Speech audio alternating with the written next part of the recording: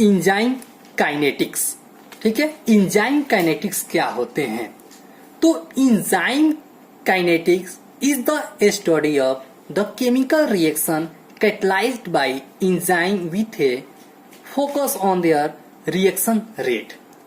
यानी कि enzyme kinetics जो होते हैं, हम अध्ययन उसमें क्या करते हैं, तो उसके केमिकल रिएक्शन के बारे में अध्ययन करते हैं जो इंजाइम से फॉर्मेशन होते हैं।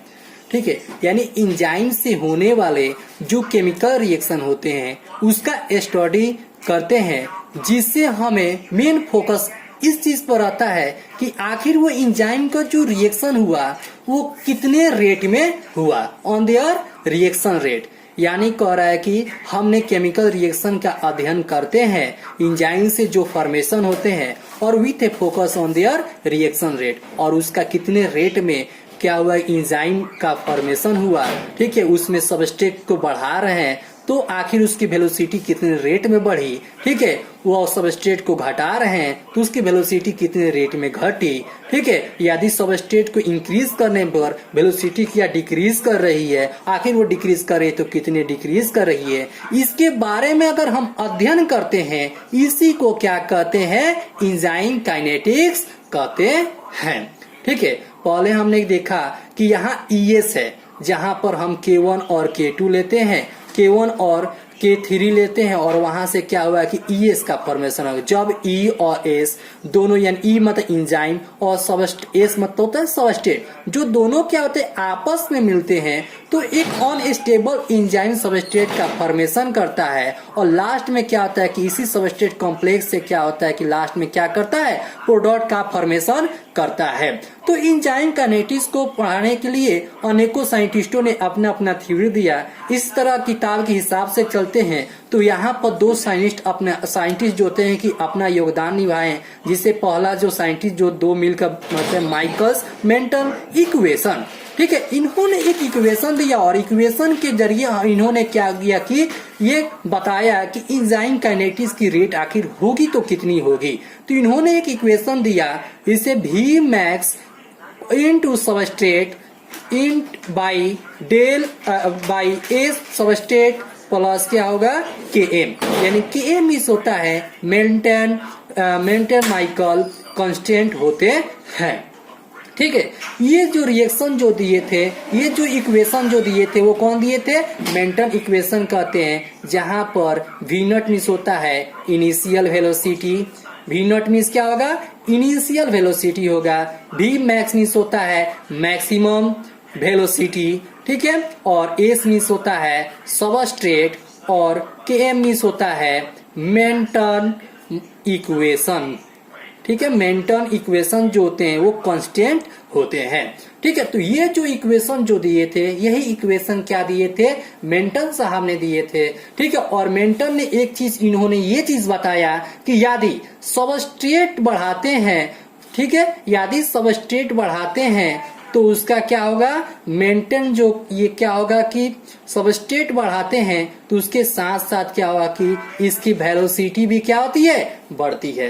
यानी सबस्ट्रेट की कंसंट्रेशन यदि हम बढ़ाते हैं तो इसकी वेलोसिटी भी क्या होगी, इंक्रीज होती है। ठीक है, और इन्होंने एक ग्राफ के जरिए इन्होंने बताया था कि एक वक्त ऐसा आता है कि हम सबस्ट्रेट के कंसंट्रेशन को बढ़ाते हैं, लेकिन इसका वेलोसिटी मैक्सिमम पर जाते जाते वो क्या होता है कि एक क्या होता है कि कांस्टेंट अवस्थाओं में क्या होती है, वो चलना शुरू हो जाती है।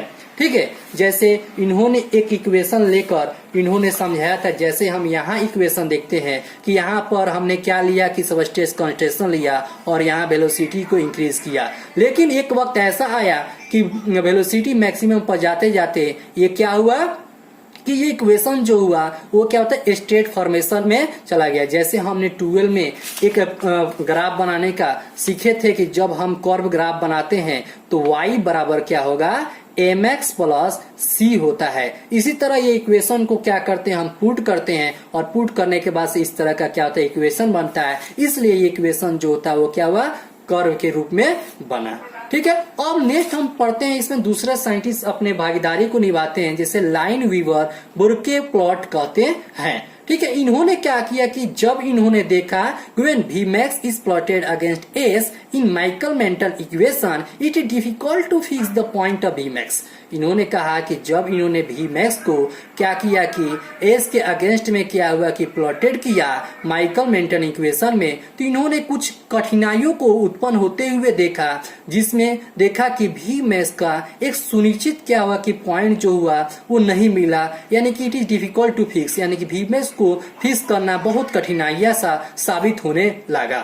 तो इन्होंने क्या किया कि इसको रेसिप्रोकल किया, यानी कि v को यानी वेलोसिटी को और उसके सबस्ट्रेट को दोनों को क्या किया कि रेसिप्रोकल किया, और उसने पाया कि एक लीनियर क्या हुआ कि कर्व को पाया। इसी कर्व को हम क्या कहते हैं, इसी कर्व को लाइन वीवर बुर्के प्लॉट कहा जाता है, जिसके वजह से हम इसका मेंटन जो काइनेटिक्स है और Vmax जो है उसको इजिली क्या करते हैं, प्लॉट से हम क्या करते हैं ऑब्टेन कर लेते हैं। जैसे इन्होंने क्या किया कि यहाँ पर देख रहे हैं कि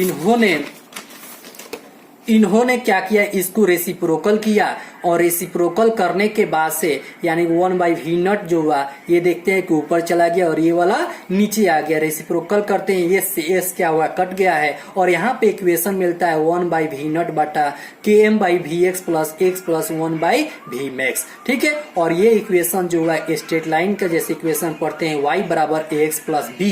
ठीक है, उसी इक्वेशन पे इन्होंने सजाया, और सजाने के बाद से कुछ इक्वेशन क्या हुआ कि इन्होंने कुछ ग्राफ को इस तरह से खींचा।